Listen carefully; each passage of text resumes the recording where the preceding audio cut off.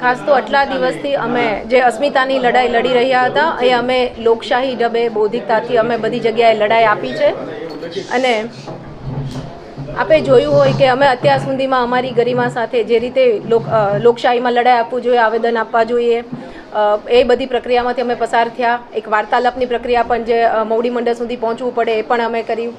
સત્તાધારી પક્ષના જે અમારા નેતાઓ હતા એ પણ અમારી પાસે આવ્યા. અમે અમારો અવાજ બનાવીને એમને આગળ મોકલ્યા. એ પછી પણ અમે સીએમ સાથે, એચએમ સાથે અને માન્ય પાટીલ સાહેબ સાથે પણ અમે મુલાકાત કરી. અમારો જે પ્રશ્ન હતો બહેનો દીકરીઓની જે વાચા હતી અમે ત્યાં સુધી પહોંચાડી.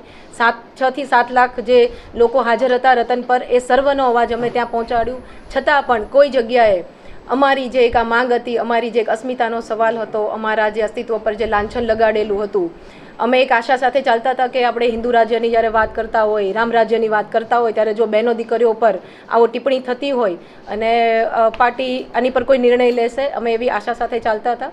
પણ હવે અમારી પાસે કોઈ પણ રસ્તાઓ હવે બચ્યા નથી અને ફરી અમે અમારી મર્યાદા ચૂકવા નથી માંગતા. આ લોકશાહી છે, અમે સ્વીકારીએ છીએ, રાજાશાહી નથી. એટલે લોકશાહી ઢબે અહીં લડત ભાઈ શ્રી કરણસિંહ સાહેબે જે આપી આપને માહિતી, એની સિવાયની હું આપને માહિતી આપું કે જે પ્રતિક ઉપવાસની વાત કરી તો હું થોડું આપને ડિટેલમાં કહું કે આપણા ઘરે સત્યનારાયણની કથા બેસે, આપણે આજુબાજુના આપણા જે કોઈ સંબંધીઓ છે, ઇતર બધા બીજા જ્ઞાતિના પણ છે આપણા મિત્રવર્ગ, એને આપણે આમંત્રણ આપીએ. કથામાં શું થાય, કથામાં ભગવાનનો મહિમા જેની કથાઓ એ સમજાવવામાં આવે. તો જે આ પ્રતિક ઉપવાસ છે એ અમારી માટે કથા સ્વરૂપ છે. અમારી દરેક જિલ્લામાં, તાલુકામાં, ગામડે ગામડે બહેનો, 21 બહેનો પ્રતિક ઉપવાસમાં બેસશે આ 18 દિવસ સુધી. અને અમારી બીજી જ્ઞાતિના જે અમારો મિત્ર વર્ગ છે, અને આમાં તો સર્વની અસ્મિતાનો સવાલ છે, માત્ર રાજપૂત સમાજની સ્ત્રીઓનો નથી.